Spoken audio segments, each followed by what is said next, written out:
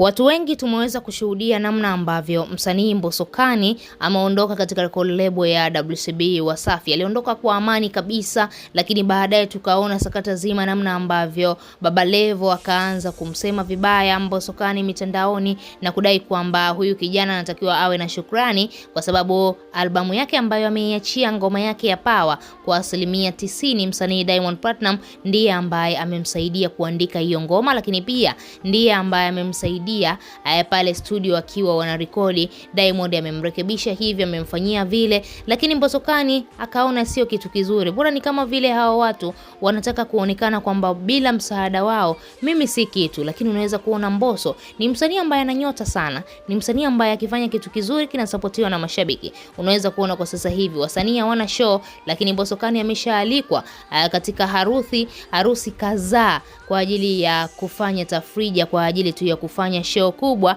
na analipwa pesa nyingi sana. Sasa unaweza kuona ukubwa wa Mbosso Khan namna ambavyo ulivyo. Siku ya leo Mbosso Khan alikuwa na interview na moja kati ya mwandishi wa habari, na aliulizwa mambo mengi sana kuhusiana na ule ugomvi wake na Diamond, labda wameshaweka sawa, lakini kumbe bado Diamond ana kinyongo na Mbosso Khan. Huenda Diamond tayari ameshamuona Mbosso atafika mbali zaidi, ndio maana akaamua kumtengenezea bifu kama hivi ili mradi asimsupport katika muziki yake na namna gani vipi. Lakini tunafahamu wazi kwamba wasanii wanaotoka katika kolabo ya WCB, Diamond mara nyingi sana huwa anapenda kutengeneza nao bifu. Hatujajua ni kwa namna gani, hatujajua ni utaratibu gani ambao Diamond yeye amejiwekea. Kwa nini wasanii wakiwa wameshaweza kujitegemea hataki kuwaacha waondoke katika lebo wakajitafute na maisha mengine? Yeye anatamani tu waendelee kukaa pale kwenye lebo, waendelee kuifaidisha lebo na mambo kama hayo. Lakini kwa Mbosso Khan ni msanii mkubwa, lakini kitu kikubwa ambacho Mbosso ameweza kukizungumza leo kuhusiana na Wasafi, amedai kwamba pale WCB bila hujakaa na akili yako timamu, basi unaweza uondoke bila faida ya aina yoyote, kama ambavyo wasanii wengine ambao wameondoka muziki yao ikafa wameondoka hivyo. Ukiangalia msanii Richie Mavoko aliondoka WCB, akaendelea na muziki wake, lakini sasa hivi Richie Mavoko yuko wapi? Richie Mavoko anatoa ngoma lakini hazijulikani, hazifahamiki, hazifuatiliwi.